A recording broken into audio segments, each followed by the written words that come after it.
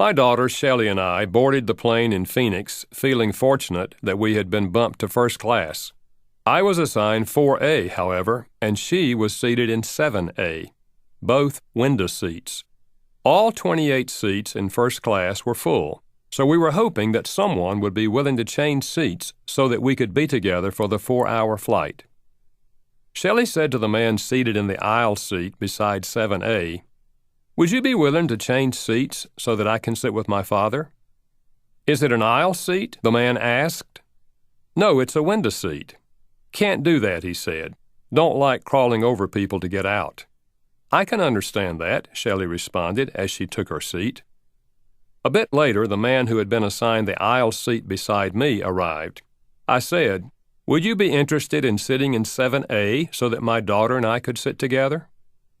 He glanced back at 7A and said, "I'd be happy to." "I really appreciate that," I said. "Not a problem," he replied with a smile as he picked up his paper and moved to 7A. Later, I reflected on that incident. What accounted for the two different responses? The men were about the same age, late 50s or early 60s was my guess. Both were dressed in business attire, yet one held to his aisle seat with tenacity, while the other freely gave up the aisle to accommodate our desire. Could it be that one man had a daughter and the other did not? Could it be that the man who freely gave up the aisle seat really preferred a window seat?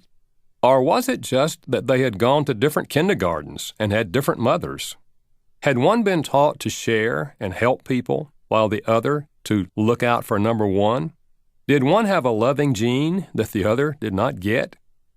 For decades, I have observed similar events, both large and small, and have asked myself, what makes the difference between lovers and those people who seldom show an attitude of concern and care for others?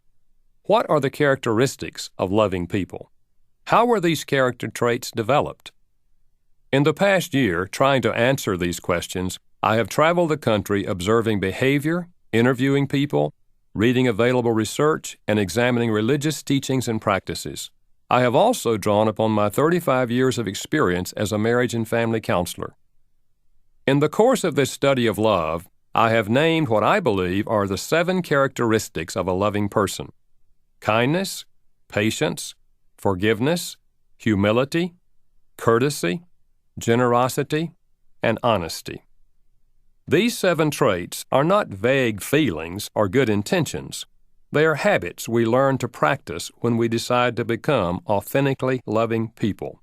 They are basic, practical traits that are doable in everyday life. Yet the result of making these traits a habit is remarkable: satisfaction in relationships. Love is multifaceted. It is like a diamond with many surfaces, yet one display of beauty. In a similar way, when put together, the 7 key characteristics of love form a loving person. Each trait is critical. If you're missing one in your relationships, you are missing something significant.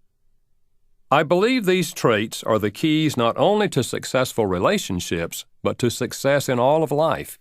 That's because the only way to find true satisfaction in life is to love others well.